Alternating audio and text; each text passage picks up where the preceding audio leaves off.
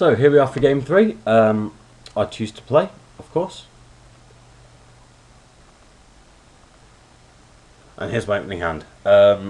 Swans, Bloodbraid and Emrakul. So really, again, without the Emrakul, it's a 6-card hand, but I've kept something similar to this before, so I think I keep it. So play Vivid Crag and pass turn. He gets Plains. And he gets turn 1 Sarah, which is quite not that scary right now. It's just a 1/1. I draw the Reflecting Pool, which is good. He doesn't have turn 2 Martyr, which is really good news for me. And then he does play Martyr, so he's kept the land up. I need to kill him as quickly as possible, so I get Seismic Assault out.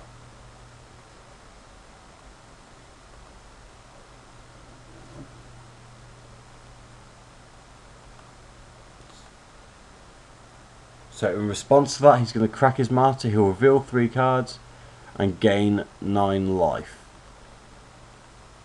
like so. So that puts him on 30 and me on 19. But I don't have enough lands to kill off the Serra Ascendant, so I keep them in my hand and I take it like a man. And then he plays Leyline Relic Warder. I shoot the Leyline Relic Warder because I have no other way of dealing with it. I'll lose a Seismic Assault for good, but in reality I'm losing the Seismic Assault for good anyway. So I shoot it.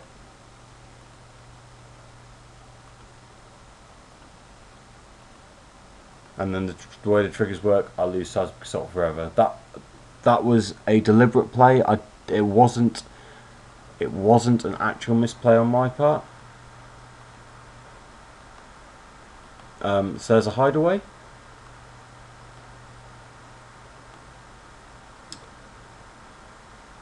So turn 4.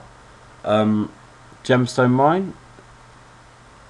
I actually bring out Bloodbraid Elf because at this stage I don't want him to draw 6 every turn to get the path to exile. I want Bloodbraid Elf. I want to hit Swans. I want to hit Seismic Assault. I hit Treasure Hunt, which is okay because that's a pseudo Cascade spell in itself, except you don't get to play it. I get the Seismic Assault, so that's good. I get the Bloodbraid Elf and I swing, and that puts him on 33. 36 even. 33. No, 33. I don't keep it back because Serra Ascendant's got flying. So on this turn, he swings for 6, and that puts me on 7, and I'm in real trouble. He brings out Squadron Hawks.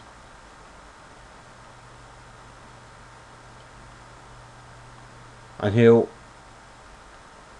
play another one. So basically, if he attacks with all of those next turn, he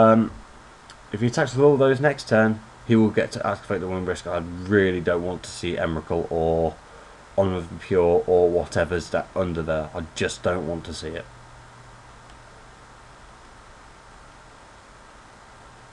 So I play the Seismic Assault. I shoot the 2 birds because if they swing, I die. I also kill the Serra Ascendant.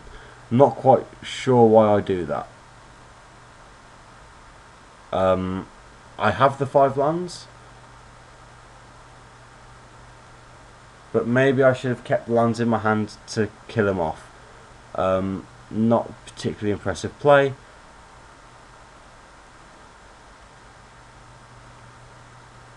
I keep the Tectonic Edge up because he doesn't have 3 attackers right now, and there's nothing in his deck with haste.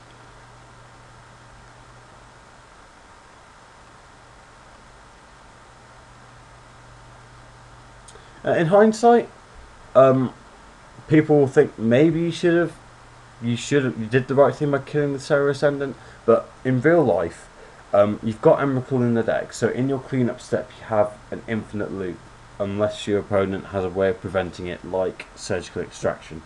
But if he's got Surgical Extraction, that's just bad luck.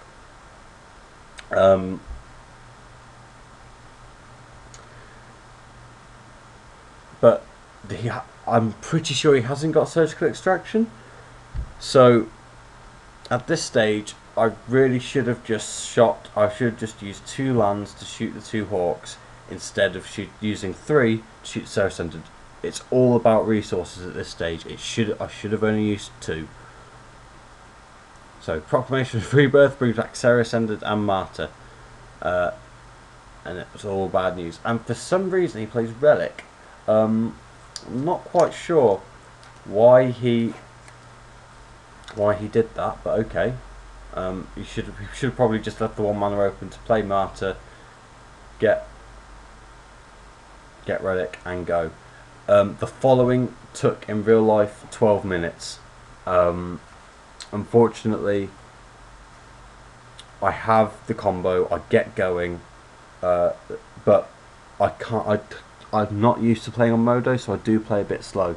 However, the server was suddenly acted really slow, and also when I get nervous, I want to hurry up. My hands shake, and I make misclicks all over the place. You'll see all the bad plays I make, but I'm not going to commentate. I'm going to let the camera roll, and I'll let you see what I did. In reality, if this was a real life event, I would have won, but that's not what happened.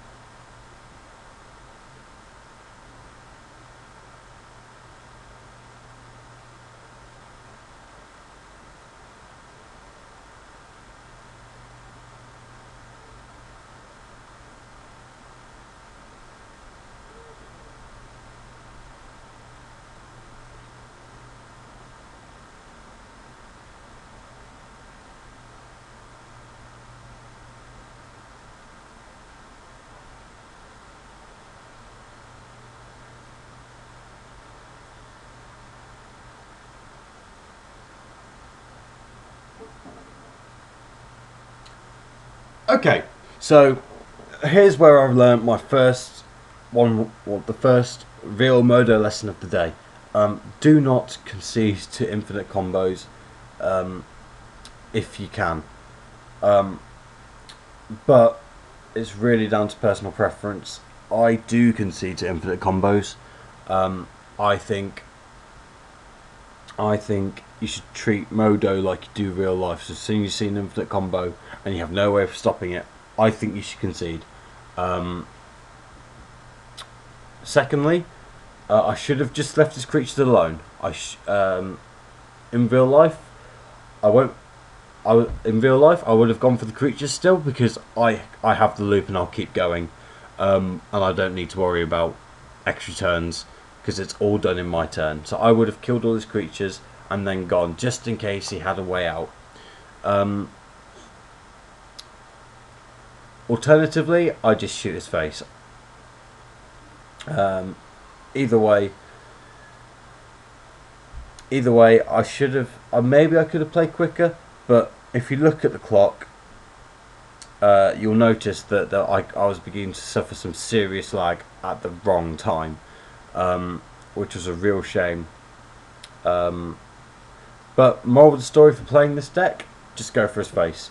Don't worry about the creatures. Go for his face. And I think whether I'm in real life, the more I think about it, whether I'm in real life or Modo, chances are I'll just go for his face. Sounds obvious, but in pressure situations, you forget things, and suddenly you can barely remember how to do 2+2. Never mind, play this deck. So that was round 3, and I was cursing Modo for costing me a 3-0. And hopefully I'd put it together for round 4.